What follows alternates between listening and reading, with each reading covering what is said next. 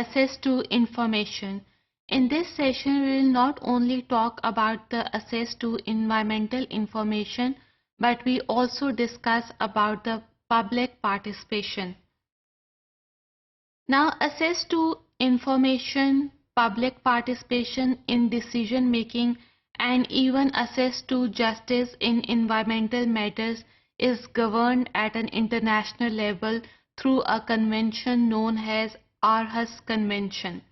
Aarhus Convention तीन चीज़ों से डील करता है, that is access to environmental information, then public participation in decision making, and the third important one is the access to justice in environmental matters. So let's look at the Aarhus Convention in detail. It regulates the grants that deals with the public rights. It imposes obligations, and they assess environmental information at a community level as well as at an institutional level. अगर हम information की assess तक की बात करें, then public can access to environmental information through telecommunication network, and they can discuss or read about the community legislation. They can get information about the policy related documents which are implemented worldwide.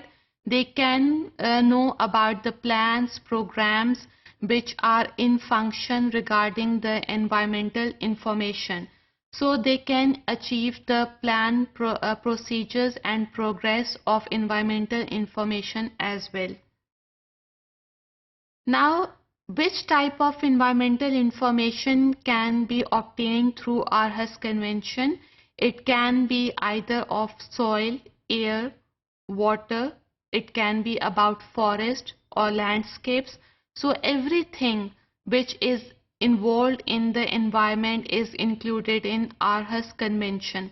Also about the factors which are affecting the environment, such as substances, either they are present naturally in the environment or they are man-made substances or artificially prepared substances. Then high energy waste, radiations, nuclear waste, they can affect the environment. अगर किसी किस्म की information RS convention में available नहीं है, तो आप उनको इन्फॉर्म कर सकते हैं कि ये इंफॉर्मेशन रिगार्डिंग एनवायरनमेंट अभी तक आरएस कन्वेंशन में नहीं आई. Then Aarhus Convention will provide you with with the latest information within 15 working days. Now let's talk about the public participation, कि public कैसे participate करती है in decision making regarding the environment.